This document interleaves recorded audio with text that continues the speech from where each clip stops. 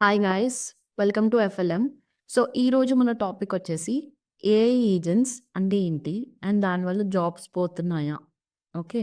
So, AI agents అంటే self learning software programmes.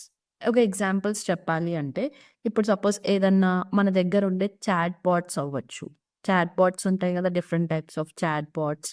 And మనకి customer support agents ఉంటాయి. Suppose మన దగ్గర జోహో ఏఐ అసిస్టెంట్స్ అని ఉంటాయి. లేదంటే మన దగ్గర సెల్ఫ్ డ్రైవింగ్ కార్స్ ఉన్నాయి. టెస్లాలో మీరు చూసే ఉంటే సెల్ఫ్ డ్రైవింగ్ కార్స్ ఉంటాయి. ఓకే.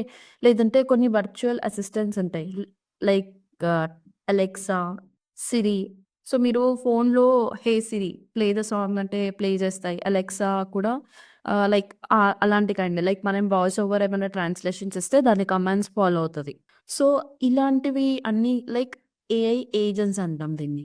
సో, ఇవి ఏం చేస్తాయి అంటే, సో, మనకు తెలిసినట్టే. లైక్ మీరు మాన్యుయల్‌గా ఏదైనా వర్క్స్ చేస్తూ ఉంటే, లైక్ కస్టమర్ సర్విస్‌లో ఏదైనా వర్క్స్ చేసినా, లేదంటే ఏదైనా డేటా ఎంట్రీ చేస్తున్నారు, క్లరికల్ వర్క్ చేస్తున్నారు. సపోజ్ ఏదైనా డేటా వర్క్‌కి related data entry related works jobs ఉంటాయి. లేదంటే రీటైల్ క్యాషియర్స్ ఉంటారు. ఓకే. సో, ఇలాంటి బేసిక్ లెవెల్స్ ఏవైతే వర్క్స్ ఉన్నాయో, ఆ వర్క్స్‌కి, ఆ జాబ్స్‌కైతే కొంచెం రిస్క్ ఉన్నట్టనే చెప్పొచ్చు. ఓకే. కానీ ఈ ఏఐ వల్ల కొన్ని కొత్త జాబ్స్ కూడా క్రియేట్ అవుతాయి. అవేంటో చూద్దాం. Okay. So, AI engineers and developers రావచ్చు. ఓకే. సో, ఇలాంటి రోల్స్ ఒస్తాయి. నెక్స్ట్ ప్రాంప్ట్ ఇంజినీర్స్ రోల్స్ ఒస్తాయి. ఎగ్జాక్ట్‌గా ఏం ప్రాంప్ట్ ఇవ్వాలి అసలు చాట్‌జీపీటీకి. ఓకే. నెక్స్ట్ ఏఐని మెయింటెనెన్స్ చేసే ఇంజినీర్స్, ఏఐ మెయింటెనెన్స్ ఇంజినీర్స్ వాళ్ళు గూడా రావచ్చు. Okay. So, maintenance and support వాళ్ళు కూడా రావచ్చు. సో, ఇవన్నీ వాళ్ళు కొత్త కొత్త జాబ్స్ ఏఐ వల్ల కూడా క్రియేట్ అవుతాయి. ఓకే. ఓవరాల్‌గా ఒకవేళ మనం చూసుకున్నట్టయితే ఏఐ ఏజెంట్స్ వల్ల కొన్ని జాబ్స్‌కి రిస్క్ ఉన్నాయి.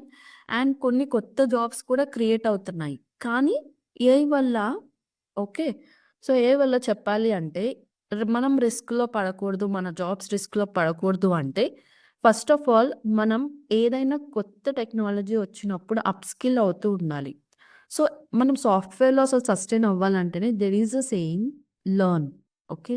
సో, దీని అర్థం ఏంటి అంటే లెర్నింగ్ మనం చేస్తూ ఉంటేనే మనకి ఎర్నింగ్ అనేది పాసిబుల్ అవుతూ ఉంటది. ఓకే. సో, మనం లెర్న్ చేస్తూ ఉండాలి, అడాప్ట్ అవుతూ ఉండాలి సాఫ్ట్‌వేర్ టెక్నాలజీస్‌కి. అప్పుడే మనం ఎర్న్ చేయగలుగుతాం. ఓకే. సో, నెక్స్ట్ ఏంటి అంటే ఏఐ టూల్స్‌ని యూజ్ చేసి పని జేయడం మనం నేర్చుకోవాలి. అప్పుడే మన వర్క్‌కి అది ప్రొడక్టివిటీని యాడ్ చేసి, దాంతో మనం టూల్స్‌ని యూజ్ చేసి మనం తక్కువ టైంలో వర్క్ చేయగలుగుతాం. సో, ఏఐ టూల్స్‌ని నేర్చుకోవాలి first of all. Okay. So, next ఏంటి అంటే మీరు ఫ్రీలాన్సింగ్ అండ్ ఎంటర్‌ప్రెన్యూర్‌షిప్.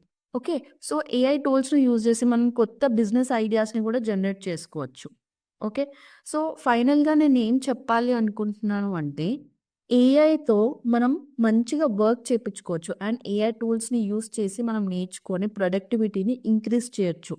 ఏఐ అనేది జాబ్స్ ఎలిమినేట్ చేయదు. అది ఏం చేస్తదంటే, అడాప్ట్ అవుతే ఎవ్వరు కూడా రీప్లేస్ అవ్వరు. కానీ ఏఐతో మనం నేర్చుకోవాలి. నేర్చుకుంటూ ఉండాలి. ఓకే. సో, అప్పుడే ఏఐ అనేది మనం రీప్లేస్ చేయదు. ఎవరైతే ఏఐ నేర్చుకోరో వాళ్ళు మాత్రం ఖచ్చితంగా రీప్లేస్ అవ్వచ్చు. No doubt in it. Okay. So, ఇలాంటి కంటెంట్ మీకు ఇంకా కావాలి అనుకుంటే please do follow Front Lines Media. ఒకవేళ మీకు ఈ వీడియో నచ్చినట్టయితే please hit on the like and subscribe button. Thank you.